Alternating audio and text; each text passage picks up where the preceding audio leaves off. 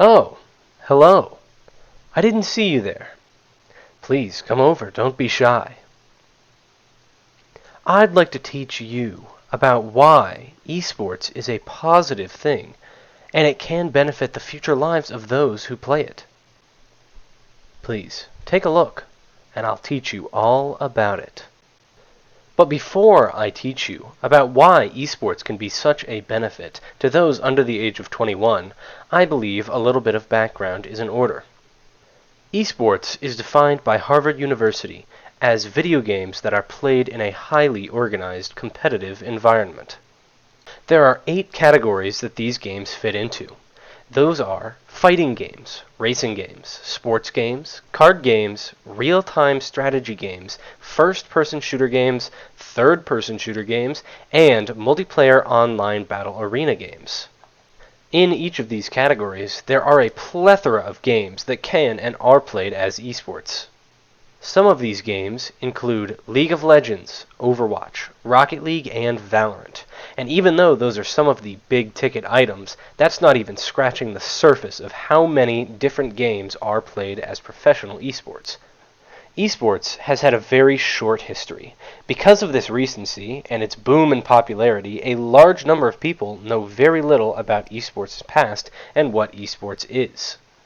Esports as an idea debuted on October 19, 1972 as a LAN event, locally area network, where players came together to play in person. Since then, there has been exponential growth in esports' popularity. Around esports, several popular mediums have sprung up that aided the growth and sustain esports' viewership and popularity. These mediums include streaming services and sites such as Twitch or YouTube, where you can rewatch games or events. Some of these entities involve cultivating young talent or providing rewards to those performing well. A great example of this and the rewards that can result from esports' participation is reward money from tournaments. Currently, the record for the highest prize pool in a tournament was a Dota 2 tournament in 2021. A very popular arena game, Dota 2 is a multiplayer online battle arena game, in which 2 teams of 5 players compete to destroy a large structure defended by the opposing team, known as the Ancient, whilst defending their own. This organization, called the International, hosted a tournament where prizes totaled over $40 million that were awarded to players and participating organizations. Over the past 50 years, esports has gone from a niche portion of gaming to a mainstream word.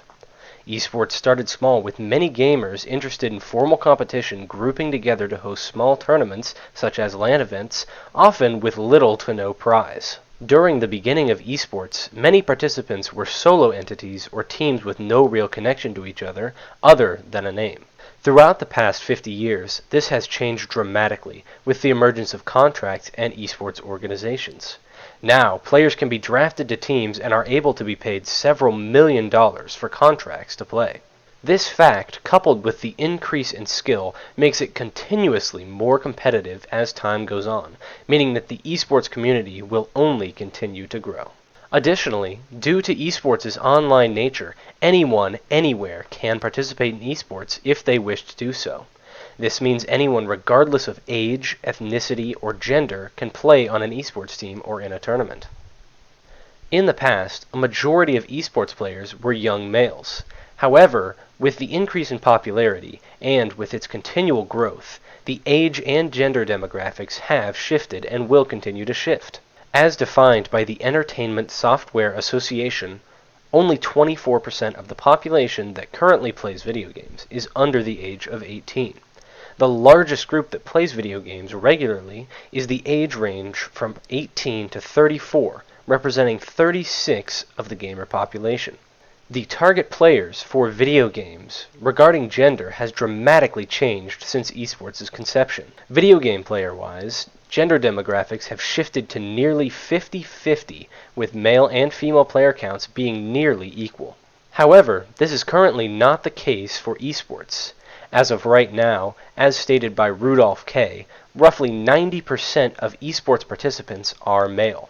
However, this is soon to change, as we can see the population of female video game players booming. Now that you know a little bit about the background of esports, I'll talk about some of the arguments that are against those under the age of 21 participating in esports. The physical health of esports players is often the first thing many people think about when they want to argue against people playing esports. Many parents and school systems are worried that sedentary behavior will negatively impact the growth of esports participants. On average, an increase in video game participation correlates with increased sedentary behavior, according to Rudolph 2020. Due to this, many see all of esports as having a negative impact on future life. Along with increased sedentary behavior, there is a positive correlation between video game participation and increased BMI, according to Trotter, Michael G., 2020. Alongside an increase in sedentary behavior, young esports players can be afflicted with irregular dietary habits. Several studies correlated a negative impact of increased duration of video game engagement with greater consumption of sugar-sweetened beverages and savory snacks, according to Chan 2021. In addition to increased amounts of unhealthy food being consumed, other dietary standards are not being met. This includes improper nutrition and low meal count. As according to Chan 2021, many boys who spent more time gaming on weekdays were significantly more likely to go to bed hungry. In addition to physical risks, many people consider mental health to be a very heavy topic in the esports community. Because of mental health issues, many young esports players stop participating or decline in performance after several seasons of play. Some of these mental health issues stem from being online or practicing video games for extended periods of time. Extended screen time can lead to an increase in sleep disorders, mood disorders, and poor work performance, according to Watanapisset 2020. Extensive use of computers and prolonged exposure to screens can result in physical eye strain and an increase in excess cognitive stress. Gambling and addiction is another large topic recently popping up within the esports community. In video games, there exists a plethora of legal gambling opportunities for players to participate in. The largest proprietor of this is in-game loot boxes, a prospect now rampant in many of the world's most popular esports games. Many games will have in-game randomized loot boxes or gambling systems where players can use real money to get random skins. Excessive gaming can also lead to an increased addictive behavior and to the so-called gaming addiction. Gaming addiction became a recognized disorder by the World Health Organization in June of 2018, often categorized as the negligence of necessary aspects of life, such as sleep, nutrition, and exercise. Another concern for many who do not support the esports community is the population of players that wish to or have dropped out of high school and college to pursue their goals. Because of the flexible nature of esports, there is no age requirement for participation in many tournaments or events. This can lead to players leaving other obligations and ending up being less educated and less well-rounded than their peers. Additionally, esports often gets a bad rap and has a bad image in the eyes of families and society as a whole, thus causing those who play it to be scrutinized for participation, as said by Saiz Alvarez 2021. Esport players are not respected as much as physical sports, despite it being categorized as a sport. Professional and casual players alike utilize esports as a stress reliever. This can become an escape route for emotion where players build excess stress and develop maladaptive coping mechanisms. In addition to this, there is also a high cost to enter the profession of esports for many players. Many of these players are young and do not have jobs of their own, resulting in the price of participation falling on their family members. This causes esports to be a high-cost and high-risk activity. Unless a player has pre-existing training facilities or a practice station, they will be unable to participate in events and cultivate their skill. Before we get into the positive aspects of esports, here is some information that directly refutes some of the negative arguments regarding esports.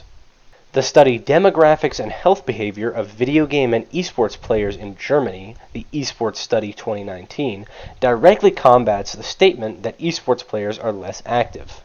This article finds that those who participated in esports and exercise were more likely to be healthy than the average person.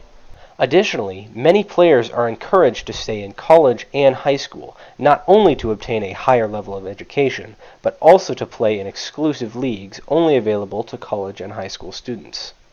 Now that I have explained the negative arguments against esports, I will expand upon the positive aspects of esports and the arguments that support those under the age of 21 playing esports. First off, esports promotes teamwork and building healthy relationships. These relationships include friendly relationships and work relationships, such as between players working together on a team. These positive relationships spawn from teams and organizations that are constantly being created and expanded. Esports is developing at an incredibly fast rate with new fields of work and games being created daily. With new potential esport games being created consistently, there is always opportunity to participate. Esports' newly relevant market position will also lead to increased job security as more and more jobs will be created as esports continues to grow. Esports also promotes effective communication skills in youth as it is a social experience, as stated by Saiz Alvarez, 2021. Participation encourages teamwork and strategic decision. It teaches youth how to accept both wins and losses in competitive and casual scenarios. Participation in professional esports also leads to a plethora of cognitive benefits. One of these benefits is improved cognitive flexibility. As stated by Choi 2021, professional esports players showed structural enhancement in brain regions that are involved in visual working memory, attention, and sensory motor function. These players were able to process information more efficiently than their peers. It also showed that they had a higher average income later in life. Also, gamers that played more hours of video games regularly were found to be less likely to suffer from insomnia. Gaming half an hour to 2 hours a day yielded less issues with insomnia, and up to 4 hours a day, classified as hardcore gaming, resulted in a higher sleep satisfaction and less issues with insomnia. Esports also aids in the creation of personal and group identities. According to Zhao 2020, participation in esports leads to an improved sense of identity and can strengthen a person's personality. Esports creates a community for those who may not have previously had a place they felt safe. This community allows involvement of people of all ages because of anonymity and its unique nature.